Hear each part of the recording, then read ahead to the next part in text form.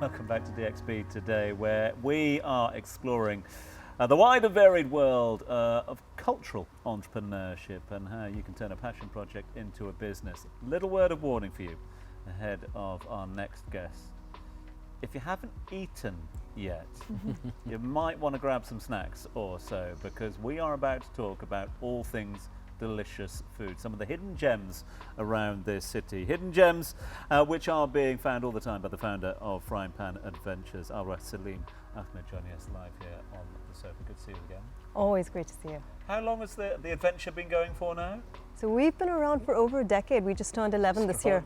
I know. I remember when you first kicked off and we had the conversation all those years ago. And again, I go back to that point.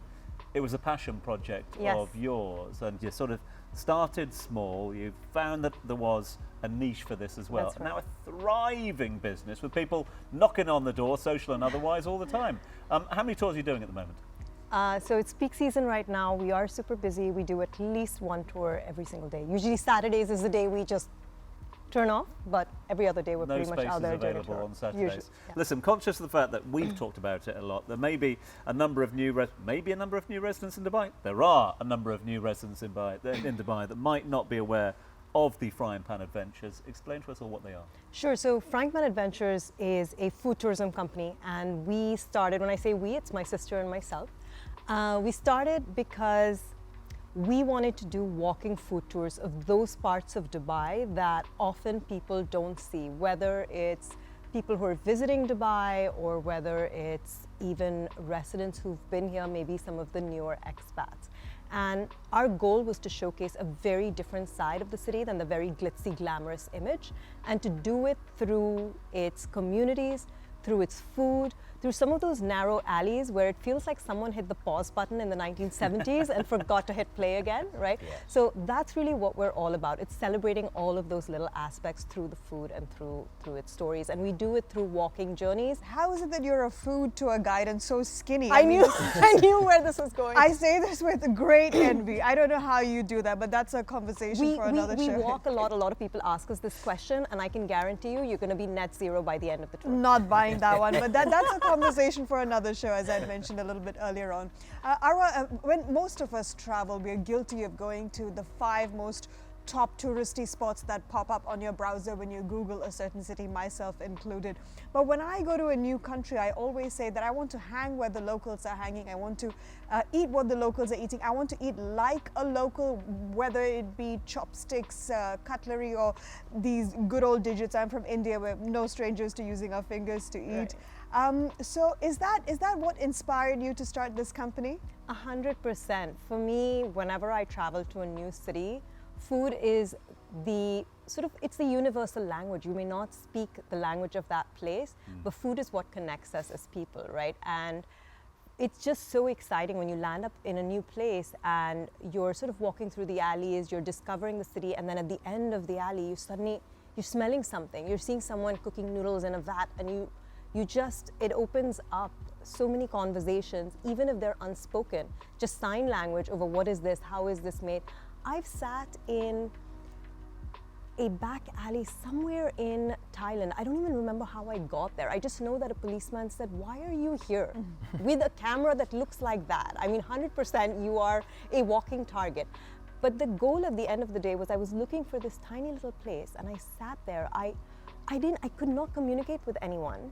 I just did some sign language, and I got one of the best meals. I can literally recollect the flavors right now. And I think the person across from me was watching me having this meal. He left his table, he walked over, and he started talking to me. And it's that's how food connects us. Yeah. And nobody stole the camera. Thank God nobody stole the camera.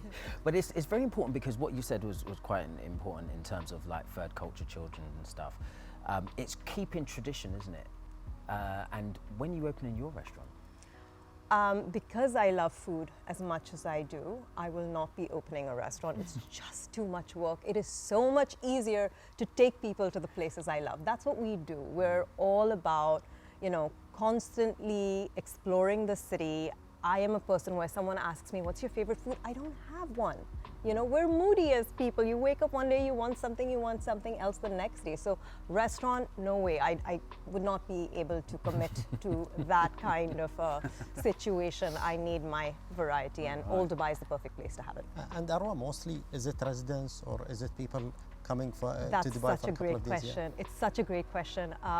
Interestingly, my last tour, we had 9 people, okay, and I would say over 75% of that tour, the revenue on that tour was actually from local people. Now, whether it was a person who's coming with his or her with his wife, or whether it was a person coming with their 2 visitors from abroad, it tends to be a combination.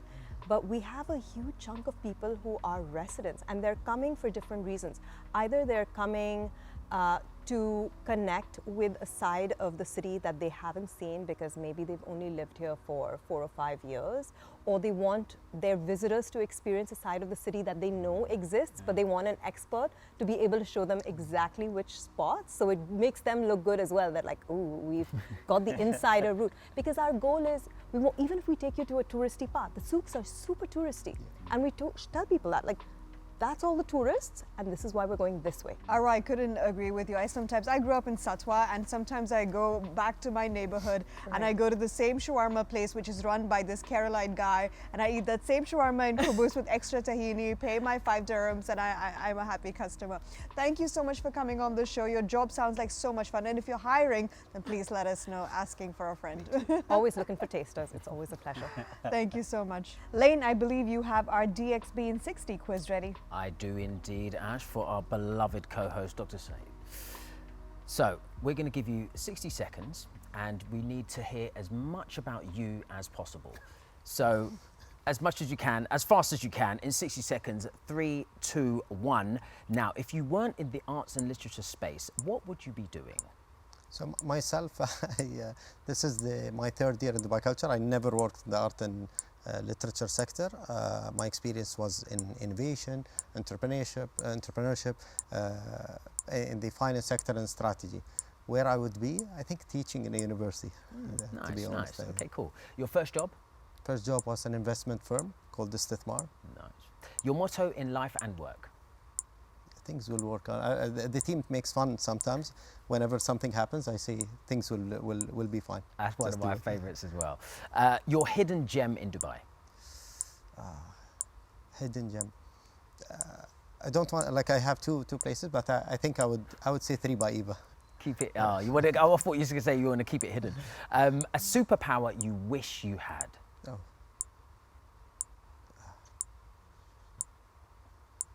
It's very. And of course, you grew up here, and this is your place, this is your home. But why do you continue to stay here? Why Dubai?